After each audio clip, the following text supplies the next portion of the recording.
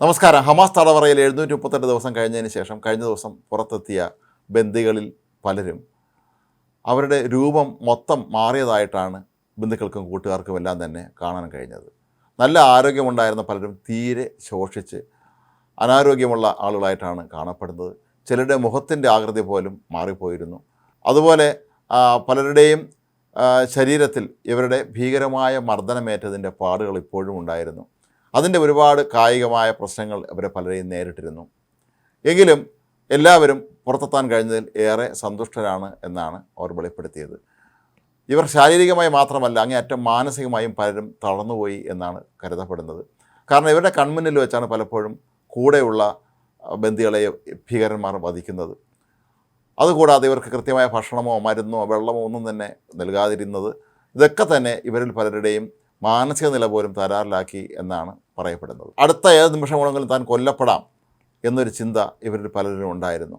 2 വർഷം ഇത്തരത്തിലൊരു തടവറയിൽ കഴിയുക, മരണത്തെ മുന്നിൽ കണ്ടുകൊണ്ട് കഴിയുക എന്ന് പറയുന്നത് ഏതൊരു മനുഷ്യജീവിയെ സംബന്ധിച്ചിടത്തോളം ഏറെ ദുഃഖകരമായൊരു കാര്യം തന്നെയാണ്. അങ്ങനെയാണ് ഇപ്പോൾ ഈ പുറത്തു വന്നിട്ടുള്ള ആളുകളെ കാണുമ്പോൾ പലർക്കും മനസ്സിലാക്കാൻ കഴിയുന്നത് ഇവരൊക്കെ തന്നെ എത്രമാത്രം വലിയ തോതിലുള്ള മാനസിക സംഘർഷങ്ങളിലൂടെയും കടന്നുപോയിട്ടുണ്ട് എന്ന്. ഇതിലേറെ ശ്രദ്ധേയമായൊരു വ്യക്തിത്വമാണ് എവ്യാതർ ഡേവിഡ് എന്ന ബന്ദി. 24-കാരനായ ഇദ്ദേഹം വളരെ മിടുക്കനായ ചുറുചുറുക്കുള്ള ഒരു യുവാവായിരുന്നു. ഇയാൾ പിന്നീട് എല്ലും തോലുമായി നിൽക്കുന്ന രീതിയിലുള്ള ഒരു ചിത്രം കഴിഞ്ഞ ഓഗസ്റ്റിൽ ഹമാസ് പുറത്തുവിട്ടിരുന്നു. ഇയാളെ കൊണ്ട് സ്വന്തം ശവക്കുഴി തോണ്ടിപ്പിക്കുന്നു എന്ന രീതിയിലൊക്കെ അടിക്കുറിപ്പോടുകൂടിയാണ് അന്ന് ഹമാസ് ഇയാളുടെ ചിത്രങ്ങളും മറ്റും പുറത്തുവിട്ടത്.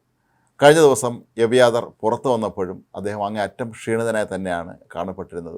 കാരണം കൃത്യമായ ഭക്ഷണമോ വെള്ളമോ മരുന്നൊന്നും തന്നെ നൽകാതെ വളരെ ഭീകരമായ രീതിയിൽ ആളുകളെ മർദ്ദിക്കുകയും അതുപോലെ ശാരീരികമായി ഒരുപാട് ദ്രോഹങ്ങൾ ചെയ്യുകയും ഏത് നിമിഷമാണെങ്കിലും നിങ്ങളെ ഞങ്ങൾ കൊല്ലും എന്ന് പറഞ്ഞ് ഭീഷണിപ്പെടുത്തുകയും ചെയ്യുമായിരുന്നു ഹമാസ് എന്നാണ് ഇദ്ദേഹവും വെളിപ്പെടുത്തിയിട്ടുള്ളത്. അതുകൊണ്ട് തന്നെ അന്ന് എവ്യാതറിൻ്റെ ചിത്രം പുറത്തു വന്നപ്പോൾ അദ്ദേഹത്തിൻ്റെ ബന്ധുക്കൾ ശരിക്കും അക്ഷരാർത്ഥം ഞെട്ടിപ്പോയിരുന്നു. എവ്യാതർ ശരിക്കും ജീവിച്ചിരിപ്പുണ്ടോ എന്ന് പോലും അദ്ദേഹത്തിൻ്റെ ശരീരം കണ്ട പലരും സംശയം പ്രകടിപ്പിച്ചിരുന്നു. എവ്യാതറിൻ്റെ ശരീരമല്ല, ഇത് അസ്ഥികൂടമാണ് എന്നാണ് അദ്ദേഹത്തിൻ്റെ കുടുംബാംഗങ്ങൾ അന്ന് പ്രതികരിച്ചത്. ഏതായാലും എവ്യാതറും ഇന്നലെ പുറത്ത് എത്തിയിട്ടുണ്ട്. ഇനിയുള്ള ദിവസങ്ങളിലെ ഫലപ്രദമായ ചികിത്സയിലൂടെ മാത്രം അദ്ദേഹത്തിൻ്റെ പഴയ മാനസികവും ശാരീരികവും ആരോഗ്യം വീണ്ടെടുക്കാൻ കഴിയുകയുള്ളൂ എന്നാണ് കരുതപ്പെടുന്നത്. അലോൺ ഒഹാൽ എന്ന ഒരു ചെറുപ്പക്കാരനെ അന്ന് ഈ നോവ സംഗീത മേളയിൽ നിന്നാണ് ഈ ഹമാസ് തീവ്രവാദികൾ തട്ടിക്കൊണ്ടുപോയത്. എന്നാൽ പിന്നീട് ഇയാളിപ്പോൾ പുറത്തിറങ്ങുമ്പോൾ കാണുന്ന കാഴ്ച ഒഹാലിൻ്റെ ഒരു കണ്ണിന് കാഴ്ച പൂർണ്ണമായി നഷ്ടപ്പെട്ടിരിക്കുന്നു എന്നുള്ളതാണ്. മാത്രമല്ല വളരെ മെലിഞ്ഞ് അവശനായ രീതിയിൽ സംസാരിക്കാൻ പോലും പറ്റാത്ത രീതിയിലാണ് ഒഹാലിനെ ഇന്നലെ ബന്ധുക്കൾ വീണ്ടും കണ്ടുമുട്ടിയത്. സെർഗേവ് കാൽഫോൺ എന്ന ഒരു 27-കാരനും ഇന്നലെ പുറത്തെത്തിയിട്ടുണ്ട്. ശരിക്കും പറഞ്ഞാൽ ഇദ്ദേഹത്തിൻ്റെ മുഖം പൂർണ്ണമായി മാറിയിരിക്കുന്നു.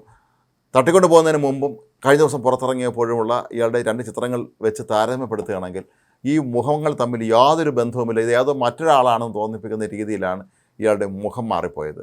അത്രമാത്രം മാനസിക സംഘർഷവും ശാരീരിക പീഡനങ്ങളൊക്കെ തന്നെ തടവറയിലേറ്റതിൻ്റെ ഫലമായിട്ട് തന്നെയാണ് ഇയാളുടെ ഈ രൂപമാറ്റം സംഭവിച്ചത് എന്നാണ് ഇപ്പോൾ വിദഗ്ധർ ചൂണ്ടിക്കാട്ടുന്നത്. അതിൽ ഏരിയൽ കുനിയോ എന്ന ചെറുപ്പക്കാരൻ 27-കാരനാണ്.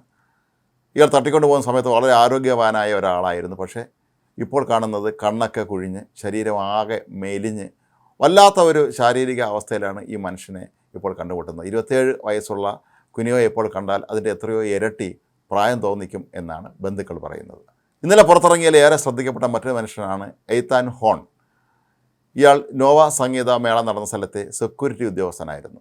ഇദ്ദേഹത്തിൻ്റെ പഴയ ചിത്രങ്ങൾ കാണുമ്പോൾ നമ്മൾ ഞെട്ടിപ്പോകും. ആജാനുബാഹുവായ താടിയൊക്കെ വളർത്തിയ ഒരു വലിയ മനുഷ്യനാണ് ഹോൺ. പക്ഷേ ഇപ്പോൾ അദ്ദേഹത്തെ കണ്ടാൽ ആരും തിരിച്ചറിയുകയില്ല. അത്രമാത്രം മെലിഞ്ഞ ഒരു ചെറിയ മനുഷ്യനായിട്ടാണ് ഇപ്പോൾ അദ്ദേഹം ചിത്രങ്ങളിൽ കാണപ്പെടുന്നത്.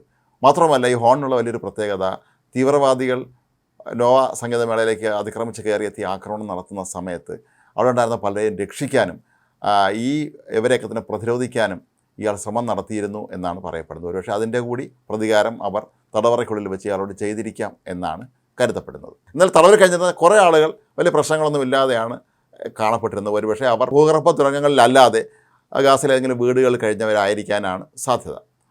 പക്ഷേ ഈ ഭൂരിഭാഗം പേരെയും ബാധിച്ചിട്ടുള്ളൊരു പ്രശ്നം ഇവരെല്ലാവരും ത്വക്ക് രോഗങ്ങൾക്ക് അടിമയായി പോയിരിക്കുന്നു എന്നുള്ളതാണ്. കാരണം ഇരുണ്ട അറകളിൽ, ഭൂഗർഭ അറകളിൽ വൃത്തിഹീനമായ അന്തരീക്ഷത്തിൽ 2 വർഷം ജീവിക്കുക എന്ന് പറയുമ്പോൾ സ്വാഭാവികമായി അവർക്ക് ത്വക്ക് രോഗങ്ങൾ പിടിപെടാനുള്ള സാധ്യത കൂടുതലാണ്. മാത്രമല്ല കുളിക്കാൻ പോലും ഇവർ സമ്മതിക്കുമായിരുന്നില്ല എന്നാണ് പറയപ്പെടുന്നത്. വല്ലപ്പോഴും 2 ആഴ്ചയോ 3 ആഴ്ചയോ കൂടുമ്പോൾ മാത്രമാണ് കുളിക്കാൻ പോലും ഹമാസ് തീവ്രവാദികൾ ഇവർക്ക് അനുമതി നൽകിയിരുന്നത്. അപ്പോൾ ഈ ഒരു സന്ദർഭത്തിൽ തീർച്ചയായും അവർക്ക് ത്വക്ക് രോഗങ്ങൾ പിടിപെട്ടില്ലെങ്കിലേ അത്ഭുതമുള്ളൂ. കഴിഞ്ഞ ദിവസം 20 ബന്ദികളെയും മോചിപ്പിച്ചുവെങ്കിലും ഇപ്പോഴും ഈ കൊല്ലപ്പെട്ടവരുടെ മൃതദേഹങ്ങൾ പൂർണ്ണമായും വിട്ടു നൽകാൻ ഹമാസിന് കഴിഞ്ഞിട്ടില്ല.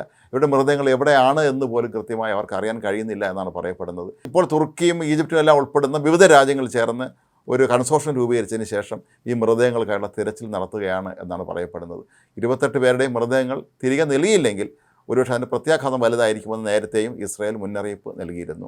അപ്പോൾ ഈ ഒരു സാഹചര്യത്തിൽ എത്രയും വേഗം മൃതദേഹങ്ങൾ കണ്ടെത്താനാണ് ഇപ്പോൾ ഈ അന്താരാഷ്ട്ര നിരീക്ഷകരും ശ്രമിച്ചുകൊണ്ടിരിക്കുന്നത്. ഏതായാലും ഹമാസ് തടവിൽ നിന്ന് മോചിപ്പിക്കപ്പെട്ട വ്യക്തികളൊക്കെ തന്നെ ദീർഘകാലത്തെ ചികിത്സയിലൂടെ മാത്രമേ അവർക്ക് പഴയ അവസ്ഥയിലേക്ക് എത്താൻ കഴിയുകയുള്ളൂ എന്നുള്ള കാര്യം 100% ഉറപ്പാണ്.